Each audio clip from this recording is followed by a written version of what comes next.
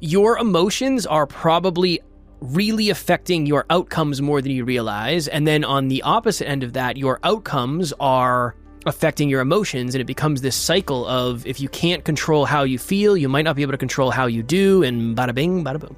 The question for this episode is, how much are you allowing external circumstances to dictate your internal state? Because your internal state is often what's going to dictate what you do and don't do. Next Level Nation, today for episode number 2098. How much your emotions are affecting you. Something happened with my camera. It's fucking mayhem out here today, baby. You wanted to do this episode. Why did you want to do this episode? Let me see if I can troubleshoot whilst you talk. Okay. I think state management is a non-sexy topic, but a really, really, really important one. I've done this with many, many clients. It's one of the 5 S's of the Next Level Success formula. We have 2 different ones of those, so I'm not going to get into it. But the point is state management. So for example, I have a coffee mug with some caffeine in it. And I do what's called stimulant timing. And I try to be in a peak state for certain moments throughout the day. So when I wake up in the morning, I look at my calendar and I see, okay, where do I need to be at my best? And then I try to optimize my day around those things. So for example, I did pull day earlier, back day, and I wanted to make sure that I was that 45 minutes in the gym is me at a peak state. And that's why I woke up. I took pre-workout a certain amount of time before. I made sure that I ate a little bit of protein, boom, boom, boom. So state management is not sexy, but it is really important. We all know what it's like to feel 2 o'clock rolling around and we're struggling. We didn't get good sleep. We're falling asleep. One of my clients, she's a therapist, and she says, sometimes I am literally nodding off in the middle of a therapy call. This is not good. I gotta get my sleep together. So there's a lot of ways that you can manage your state. And the reason why this came up is because when I was prepping for book club, we're on the last chapter of Reset, by the way. If you do want to join book club, the link will be in the show notes to register. It's totally free. It's every Saturday, 12:30 p.m. Eastern Standard Time. The Next Level Book Club. Kevin is not invited. Never been invited. Never been invited. He's not invited to the monthly meetups anymore as well. So no Kevin allowed. I'm obviously being playful. Okay. So on page 206 of Reset, they did I don't know if this is a study. There's the company, the organization that owns the San Francisco 49ers. It's a football team in the US. They basically had this app that the people who went to the games could put a smiley face, they could put a frowny face, or they could put a cry face. I'm paraphrasing. I don't know exactly what it was, but they were trying to get feedback on whether or not the fans in the stands were having a great experience. And they did this for the entire season. And 40,000 on average was the button pushes per game. So they had 40,000 data points of positive or negative. And what they found is fan satisfaction during a win averaged 78%, while during a loss, it was 61%. In other words, the fans allowed... They thought, oh, well, maybe on those days the bathrooms weren't as clean, or maybe the wine was warm, or the food wasn't cooked well. No, it just has to do with whether or not the team is winning or losing. And now here's the deal. I get it. You want your team to win. You feel good when they're winning. You feel bad when they're losing. That's fine at a football game. But in life, are you allowing external circumstances to control how you feel? Because how you feel is going to dictate what you do and don't do. And so how good are you at state management? I used an example on the last episode. We had some tech issues, so it didn't end up being able to be recorded. But essentially, this was the example. Emilia and I watched a documentary called Oceans by David Attenborough. It's a hero of hers from her environmental days. She went and saw the Great Barrier Reef and realized it's actually the Great Barrier Graveyard. Very depressing. Here's my point. When we went to watch that movie, they did a really good job, by the way. I highly recommend it. It's on Disney Plus, National Geographic. Unbelievably well done. But I knew I had to brace myself for some really sad moments, because what we're doing to the oceans is not great. The industrial fishing and all that stuff. So I knew, okay, I'm going to feel helpless and hopeless because I can't change whether or not we are fishing in the oceans. That's not my calling. that's not what we're focused on. We're focused on helping people reach their potential, their goals and dreams, become better human beings, physical, mental, emotional, spiritual development, personal development, and success. Like, that's what I feel in control of.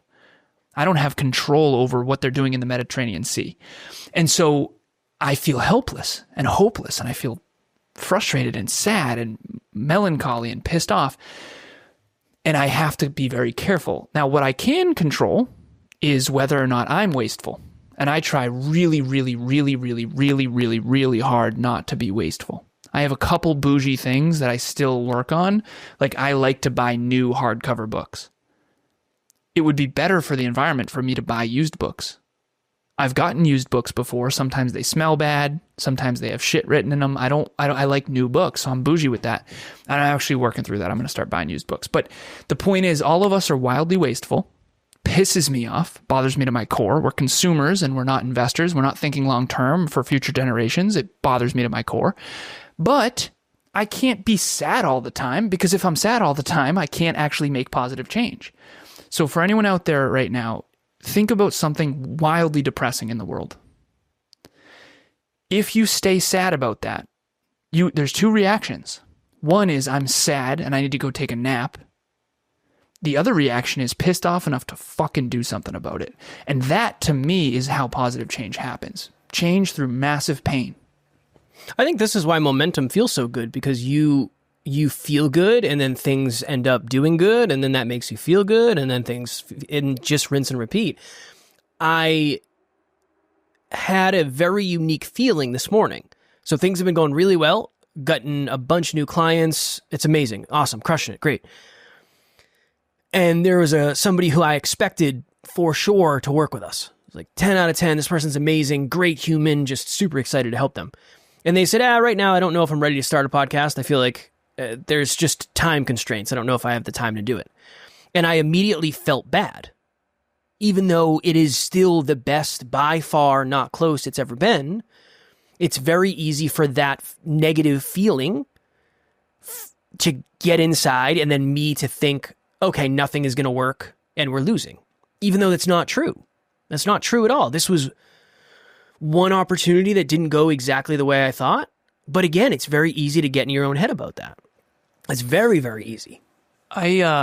We've done episodes in the past about logic versus emotion. I'll tell this story. I think it's really kind of funny, but there's a powerful point to it. I don't know if I told this on the podcast or not, but I got this new shaver.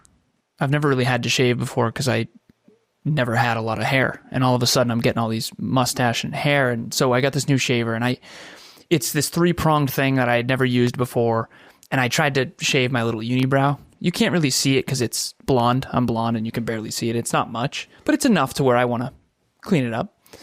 And I hammered my my eyebrow off a bit. And I had a coaching session not 10 minutes after that.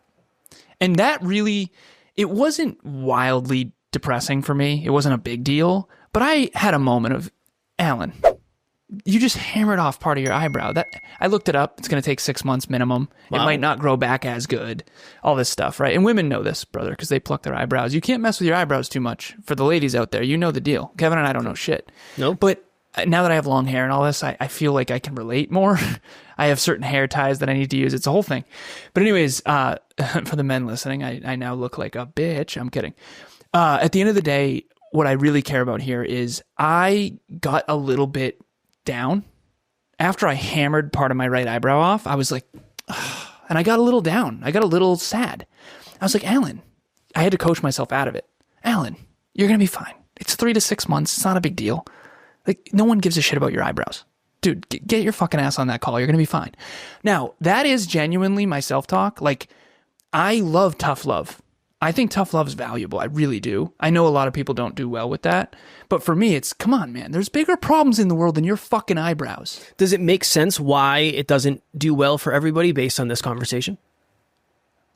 Somewhat. I think the self-belief piece and that kind of stuff. I do think that there is a place for tough love for everybody. You have to do it right. But at the end of the day, I'm being somewhat playful with that. But the truth is, Alan, if you're depressed about your own eyebrows, like, you need to figure your life out. Like there are bigger problems in the world than whether or not you hammered off a piece of your eyebrow. And the truth of the matter is your clients are counting on you. Your team is counting on you. The business is counting on you. The world is counting on you. You need to go and serve. And it helped me get out of that. And again, that's a funny moment. And I got on the call, and this is my point. And it's with a female. And she said, Alan, that would ruin someone else's whole day. She's like, past version of me, that would have ruined my whole day. And I was like, are you kidding me? You can't succeed and have that ruin your day because here's the deal. And I'm not trying to be unkind, but if you cancel sessions because of something that trivial, you're never going to actually be that successful. Imagine if Journey didn't go on stage because they had a bad night the night before. Like you can't be a successful band and not perform. And so I think this, from the frame of success, not necessarily personal development, but success, the science of achievement doesn't care about my eyebrow. You need to get up and get it done regardless of your emotions. And there's a personal development speaker that I like. His name's Michael Burt, Coach Michael Burt, and I like his content, and he's pretty intense, but he says amateurs listen to their feelings. Professionals don't.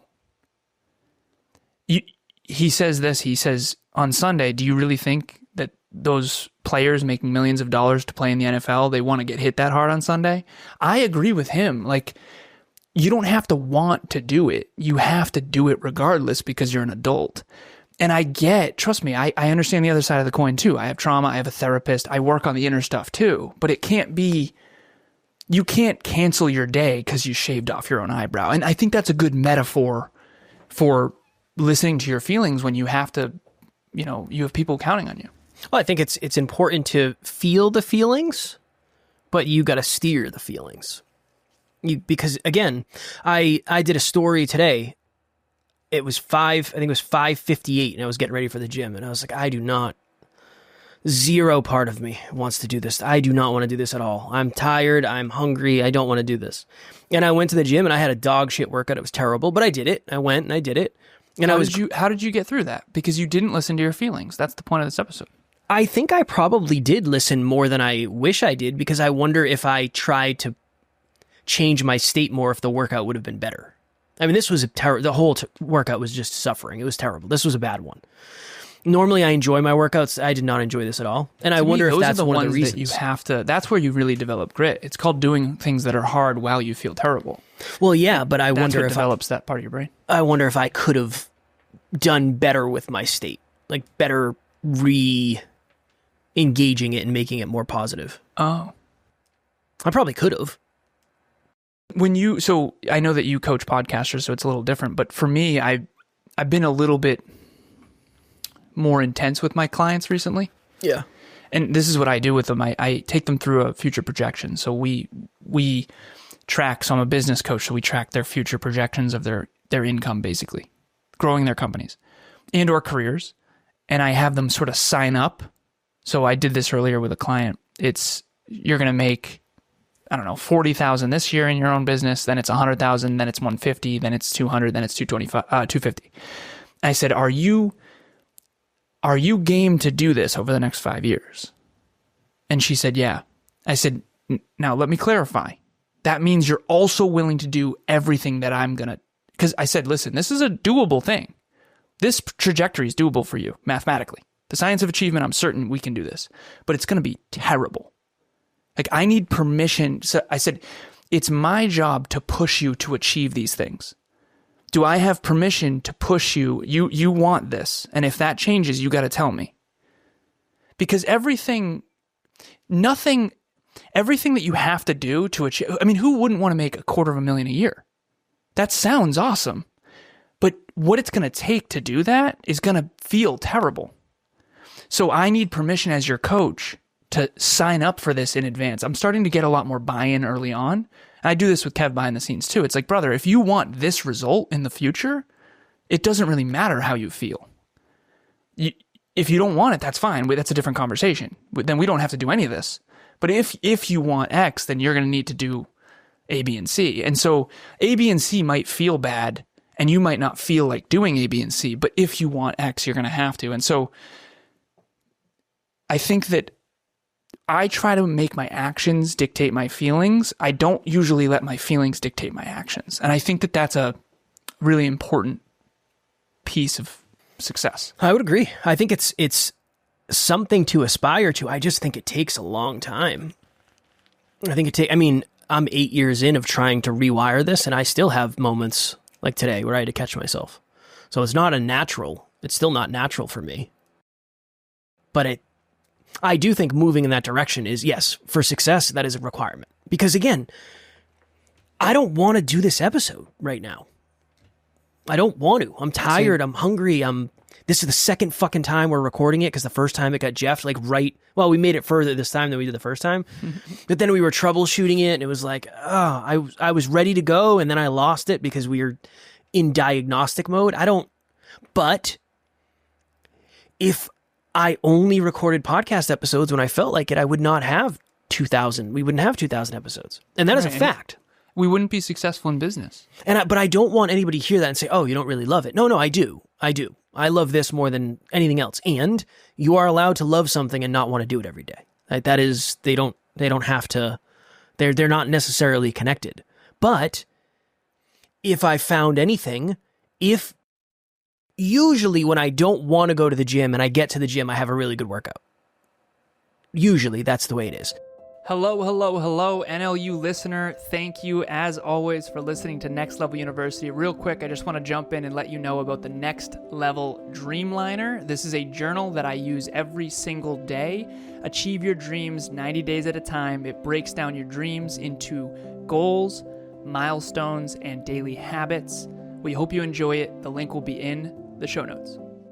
I told Alan, I said, I've just crossed the chasm in the diet, and I'm getting there. I'm just getting to the place where I'm down 17 pounds. Yeah. So I'm getting to the place where it's not like you were obese before, right? No. So it's 17 pounds of, your body's a little pissed off. Yeah, I mean, if you're trying to lose, let's just say you're trying to lose 20 pounds, the last 3 they're going to suck the most. That's just the way it is. Yep. And then will I continue going? I don't know. But if I have learned anything, it's usually just motivating yourself into momentum, and then you do start to feel better. Once you get there, once you get on the mics, once you get on the client call, whatever it is, I think you will start to feel better. But it's a matter of, well, how do you have to feel in order to do that in the first place? And it's just, you're going to have shit days. You just are. No matter what you're doing, no matter whether or not you're living your dreams or not, I understand. And some days are going to suck, and that's okay. I don't want to make that wrong. I don't want anybody to have the expectation that we love doing this every day. Some days I don't want to do it. I'm tired. It's been a week, even though it hasn't been. It's been a weird week in certain ways, and an easy week in others, and a really challenging week in other ways. So, what did you used to think about this? And again, Kev has always identified as, we used to have M's and E's. It was people who were more mental and people that were more emotional. I was on a podcast recently, and he said, what's your take on this? He says, I think fitness is actually these 4 things. He said financial fitness, which I don't really like. He said physical fitness, mental fitness, and spiritual fitness. And I said, well, you're missing emotional fitness. Emotional fitness is big. I've never met someone who can change her state quicker than Emilia Smith. We were doing an adventure race, and I hammered over this big log. We were going pretty fast, and she fell. Full, just crash and burn type of fall. Not on rocks or anything, but she got right back up and kept going, to the point where she wasn't in tears, but she was hurting. I could tell. And I didn't know how to support her in that moment. Do you want me to be hard, like get the fuck after it, let's get it? Or do you want me to be soft and kind of love on you? And I ended up obviously picking the hard one, because it was like, come on, we got this. Let's finish strong. And that is support too, by the way. I don't think that the only form of support is pat on the back. You know, it's okay, no worries, give you a hug. Sometimes support is, you can do this. Like, we're almost at the finish line. How much time we got? We can do this. You got this. And I came back and, kind of crossed the finish line metaphorically with her instead. And she took a digger, pretty hefty one. She said this playfully, but I know there was some truth to it because she's a sicko. She hit a rock with her arm, and she's like, I almost broke my forearm. And I know she wouldn't say that unless she was serious. She's also got jacked forearms, so luckily. But she's not a fragile human by any means. But I knew. I can tell. I've been with her for 5 years. She doesn't hurt easy. And I knew it was like, that was something. You were really struggling through that. And she went and crushed the rest of her day. That would have ruined someone else's day. Like, she would have had to go nap it off or eat or take a minute. She took a shower and she was back into her day. That's why she'll be successful in business, because she doesn't let her feelings dictate how she performs. Yeah. Well, and last thing before we hop out of here. As you know, we are two men who are very in touch with our feelings and like know your feelings, feel your feelings, work through your feelings. But from a success perspective, if everything has to line up perfectly in order for you to do something consistently, that is something that we're all going to have to work on, because that's very rarely is it ever going to work that way. Okay, so we need an hour per episode. I need to have gotten a 90 sleep score or above. I need to be properly caffeinated. It's just, nope. We have an hour and a half to do 3 episodes. Okay, cool. That's what we're going to do. We're going to make it work. I'm tired. I don't know what your sleep score is, but that 95. I'm in a good so he's in a better than you. There's always one person carrying the team, FYI. Yeah. When I had a 51, Kev was carrying. Yeah. Now I'm just riding this. I'm getting towards the end of the diet, and it's really starting to blow. So my state is definitely different today than it has been probably so far. One question. I know Yes. we got to jump to the next one. Yeah. My question for you, I wanted to ask this before. What would you used to have thought about this? And I don't think that's a good example, because I never called out of work. My mom never once called out of work, ever. I never saw my mom call out. Throwing up before she left, it doesn't matter. She would just go to work. That I definitely developed. That we have a joke I've told you before. We had a little pond up the street from where I lived when I lived in Uxbridge back in the day. And I was playing goalie when we were playing ice hockey, and I thought I snapped my ankle. I fell, my skate got stuck, and I was like, oh my God, I broke my ankle. It was freaking brutal. Yeah. So I went home. Anytime I get hurt, I just order a bunch of food and just hammer food and rest.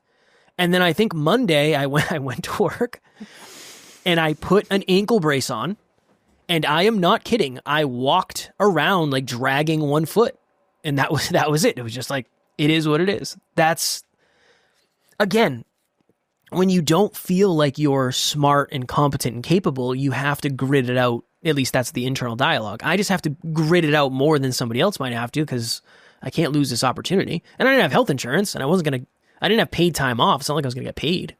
I often feel like sometimes we're tooting our own horn, and me in particular, I want to make this as clear as possible. I'm saying this because I think it's doing anyone listening a disservice to not share the truth. We have something called a consistency star, and the 5th one on that is grit. And we say things like 90% of our success, and again, our success, depending on who you're comparing to, is reasonable or unbelievable. That's not my point. But 90% of our success comes down to us never quitting and us never stopping and us never missing an episode and all that stuff. But most of that is just pure grit. And I'm not saying that to talk about us. I'm saying that to talk about the fucking principle. I don't care that we're gritty. Congratulations. I actually think I'm soft. What I'm saying to other people is, listen, you cannot win without grit. You cannot. It's not a thing. That's not a thing, dude. I agree. And I agree. I think we downplay it, and I think it does everyone a disservice, because you can't do 2,098 episodes or whatever we're on without grit. And I'm with Kev too on we're not saying not to feel your feelings. Emilia called me out once. She said, I think you use movies to escape your feelings sometimes. I said, of course, that was my escape growing up, 100%. And so for food, it's food and film. Sometimes I don't want to feel all the stuff. I want to just escape. And that's fine. I'm not saying, but I need to sometimes not grit it out and actually sit and feel. And that's why I talk about breath work. And that's why you and I used to meditate. And that's why we do stretching and long form stuff. Like, I'm all for feelings. I'm all for it. I want to be whole and wholesome and virtuous, but I also better be able to show up, grow up, get after it. And it's both. It's not one or the other. It's both. And I think usually it's one or the other with, someone toxic masculine saying, whatever it fucking takes, I don't give a shit, no bitching, moaning. Or it's, do what you feel. And neither one of those extremes is actually going to bring real success holistically. Well, it's whatever if you're somebody who never feels your feelings. Again, I think it's just statistically rarer. It's more rare for somebody to just show up and do it no matter what every day. That's just rare. Mm-hmm. So we're going to be more hardcore in this episode because hopefully that is more of what you need as opposed to like slow down and feel your feelings. I feel like from what we've learned, our audience does feel their feelings. But sometimes that gets in the way of meaningful momentum. And yeah, it's always one end or the other. Right? When we talk about saving money, most people statistically just aren't good at saving money. So we'll be more hardcore when it comes to leaning in that direction. How come you don't like to... You downplay how gritty you are so much? Because I know most people don't need to be as gritty as I am. But they would benefit from it. I'm telling you, Alan, some of the grit is detrimental. I think it's feel that way. Because it's not for you. It's different. It's different. Why is it different? Because you and I are built a little bit different. There's certain things like the reason I will not sign up to do the exercise every day thing is because I know it will become detrimental. I'm certain of it. I'll do it. I know I could do it. I'm certain of that. I also know it would get to a place where it would be, I don't want to be going for walks at 11 o'clock at night before bed. I don't want to do that. How do you know that wouldn't be of benefit though? I think it would be beneficial in many ways, but I also am willing to admit, I'm willing to admit the detriments. I think the detriments would outweigh I'm 95% of the time I exercise. Right. I don't care whether you do or don't. I'm world class. Like, I know. You do agree everyone would benefit from more grit, right? Yes. Okay. Yes. Okay. But not our level of grit. Yes. Okay. I want to make sure it's not, again, I'll use stories about me because those are my stories and those are the ones I have. Yeah, the ankle thing was a little reckless. It was definitely, well, yeah, that's what I'm saying. Smart. Yeah, that's what I'm saying. Yeah, I see. Yeah. I worked a fairly dangerous job for 5 years without health insurance. Like, I fell through a ceiling one time and almost fell like 30 feet through another ceiling into a library. Okay, and I had no insurance and it was just like, whatever. We'll figure it out. It's not smart. So don't go to that. Yeah. There's a difference between grit and recklessness, though. Well, I think some of the stuff I do is reckless and I wouldn't recommend it. I think that's why you'll see me stop at a certain point because I don't recommend. Just because I do it does not mean I would recommend doing it. That's a piece of it. Like, I don't recommend you decide to do an episode every day. It's fucking terrible. It sucks. And you could also be the best in the world at it if you do it every day. Nice. So yeah, I don't know. It depends if you want to be the best. It depends on, right? So, yeah. Depends on what you want. Yeah. You want to be the best. You want to be the best parent in the world. You don't feel good, but your kid has a game. You go to the game. Love that. Love that. 100%. I love that. And I think it depends on what it is. You think what I do is reckless? You think I'm reckless? 100%. Yeah, of course I do. Okay. I think what you do less than I used to be is for you, but for somebody else, it's highly detrimental. Okay. Well, you haven't taken a day off in 10 years. Like what? That's detrimental to somebody. But what you need to say is sometimes it's only an hour a day. Like sometimes it's 18 hours, but it's when not is usually. It an hour? When's the last time it was an hour? I think it was probably 2 hours or 3 hours, like a few months ago. It's usually more than that. But I know that sometimes it really is the minimum. It's the minimum sometimes, right? I'm going to the lake this weekend and it'll be on Sunday. It probably won't be that much. Maybe that's a good thing is what can you do to maximize your minimum or increase your minimum? That's the goal. The goal is to increase or optimize the minimal where just You don't feel good? Show up and do the thing. Is it going to be the best you've ever done? No, it's not most likely, but that's okay. Because it will prepare you to do the best you've ever done when your state is in the right spot. You dig? Yeah, there's a very, very, very last thing. The Art of Impossible, Stephen Kotler, great book, love it. He says, when you train when you're at your worst, imagine what you can do at your best. When you make practice harder than the game's going to be easy peasy, baby. I do that in life. I think that's really powerful. But also, don't be reckless, but be gritty, for sure. I think we're reckless at times, you and I. I would say that's true.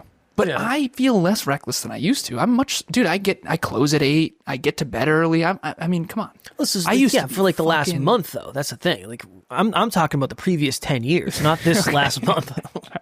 All right. I do think I'm less reckless than ever, though. I would I was agree. definitely reckless in the past, for sure. Yeah, I would agree.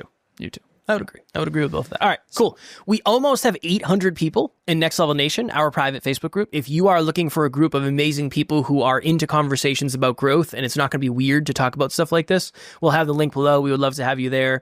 Every day there's posts, positivity, motivation, inspiration, support, whatever it is that you need, accountability, we got you. And book club, link in the show notes, register, totally free, every Saturday. We've read 20 books. Our 21st book, there's actually a poll in Next Level Nation with 3 books in there. Vote, it's pinned at the top, and we hope to have you there. Boom. As always, we love you. We appreciate you. Grateful for each and every one of you. And at NLU, we don't have fans. We have family. We will talk to you all tomorrow. Keep it next level. Next Level Nation.